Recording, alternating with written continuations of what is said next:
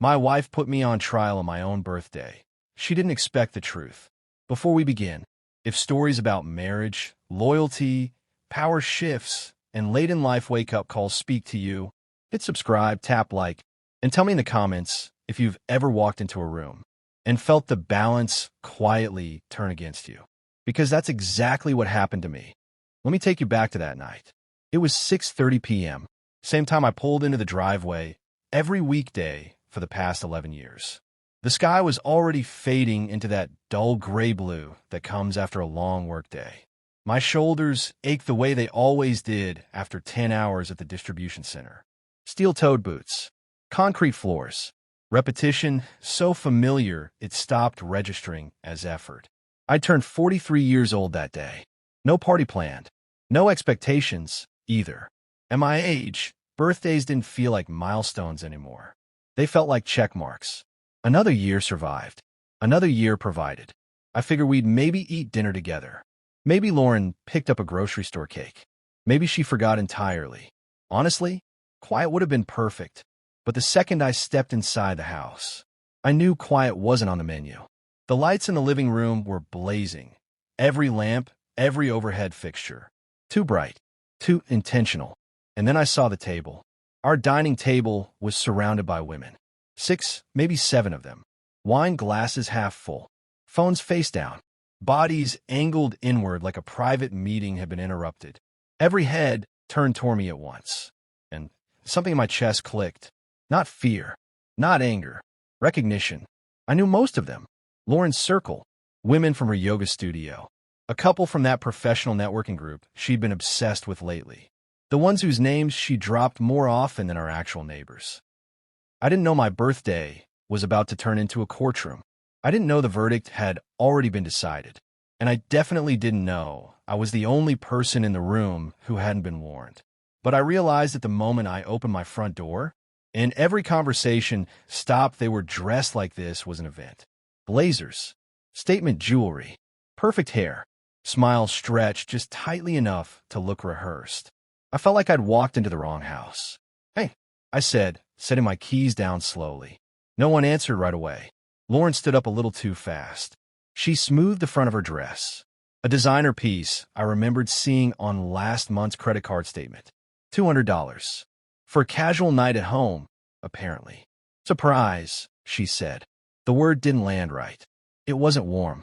It wasn't playful. It sounded sharpened. One of the women, Megan, I think, smirked into her wine. Another leaned in and whispered something. A soft laugh followed. That's when it hit me. That quiet internal shift you feel when you realize something important. I wasn't the guest of honor. I was the exhibit. I walked to the kitchen without asking permission. Grabbed a beer from the fridge. Cold. Cheap. Not even my favorite brand. When I came back, every eye tracked me. Not casually. Not politely. Like I was late to a meeting I hadn't scheduled. Lauren cleared her throat. "Not for me. For the room." "So," she said, raising her voice just enough. "I've been doing a lot of thinking about our marriage." I took a sip and waited. My jaw tightened, but I stayed still. "And starting today," she continued, pulling out her phone, "we're setting some new rules." The word rules echoed. On my birthday, in front of an audience. New rules. I repeated, calm enough to sound curious. Lauren didn't look at me. She read from her screen like it was a company memo. "First," she said, "you need to start asking before making plans with your friends. I should always know where you are and who you are with." Several heads nodded. One woman murmured, "Boundaries." Lauren nodded like she'd been validated. "Second," she continued, "you need to do more around the house. I shouldn't have to tell you what needs to be done. You should just know." I almost laughed. I swallowed it. 50 hours a week at the warehouse. Overtime whenever it was offered. Cooking most nights because I got home first. But sure, go on. "And third," she said, pausing just long enough to build tension, "you need to contribute more financially. I'm tired of feeling like I'm carrying this household." That one landed heavy, like a drop plate that didn't shatter, just cracked. I set my beer down slowly. "Contribute more financially," I repeated. "Yes," she said, finally meeting my eyes. "We need equality." That's when the applause started. I'm not exaggerating. Actual clapping. Rachel, the loud one, started it. Tina joined in.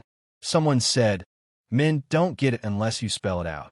Another added, "Structure is important." I looked around the table, and what I saw wasn't concern. It was certainty, smug, unshakable, like a verdict had already been reached. Lauren was glowing. She soaked it in like praise. "So," she said, tilting her head, "can you handle these expectations?" I took another drink, longer this time. Then I smiled. "I think," I said evenly, "I have an announcement too." The room quieted just enough for curiosity to creep in. "But first," I added, standing up, "I need 5 minutes. I left something in my office." Whispers broke out immediately as I walked down the hallway. Someone asked Lauren what I meant. She laughed, but the sound wobbled. In my office, I opened the file cabinet. Third drawer. The folder was right where I'd left it. Thick, organized, heavy in more ways than one. I took a breath, squared my shoulders, and headed back toward the living room, where every smile was about to be tested, and every assumption was sitting exactly where it had been left. And that is where this really began. Too loud. I pulled out the first page. A bank statement. Clean. Highlighted. Impossible to misread. "Let's start simple," I said, eyes scanning the table, not Lauren. "This is our joint checking account. 3 months of statements." Rachel shifted in her chair. Megan's smile vanished entirely. "September," I continued. "My paycheck after taxes, $2,100. Deposited mid-month." Lauren stood up. "Stop," she snapped. "Right now." I didn't look at her. "Sit down," I said calmly. The room went still. She didn't sit, but she didn't leave either. "Lauren's paycheck," I continued. $740. Silence. I slid the next page forward. "Rent, $1,300 a month. Paid from my account." Another page. "Utilities, average $200. Also me." Another. "Insurance on both cars." Me again. No one clapped now. No one nodded. Tina stared in her glass like it might open up and swallow her. "Groceries," I said, holding up the credit card statement. $150 to $200 a week. Every Sunday. My card. I paused. And before anyone asks, yes, I cook most nights. Because I'm home first. Lauren's voice shook. "You're humiliating me." "No," I said quietly, finally meeting her eyes. "I'm explaining." I flipped to the next statement. "October," I said. Same income breakdown. Then I tapped the page. But here's where it gets interesting. I pointed to the highlighted lines. $470 at Nordstrom. $320 at a boutique downtown. $215 at a spa. Megan's eyebrows knit together. Rachel leaned back, arms crossed now, not supportive, not defiant. Just recalibrating. "I work hard," Lauren snapped. "I deserve to treat myself. With my money," I said. "Not with money you earn and pay off."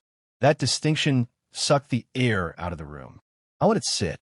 Then I reached into my pocket and pulled out my phone. "And now," I said, "let's talk about those networking meetings." No one interrupted me now. No commentori. No aplausos. I closed the folder halfway. Not to end it, just to pause it. "I didn't bring this out of anger," I said. "I brought it because tonight wasn't an accident. This wasn't concern." I looked around the table. This was control wrapped in a performance. Lauren opened her mouth, then closed it. For the first time all night, she had nothing ready. Around the table, confidence cracked. Glasses were set down untouched. Coats shifted closer to laps. The silence didn't rush to fill itself.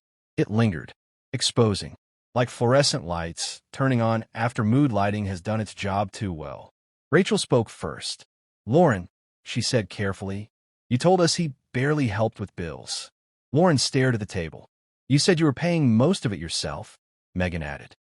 Lauren's color drained so fast, it was almost frightening.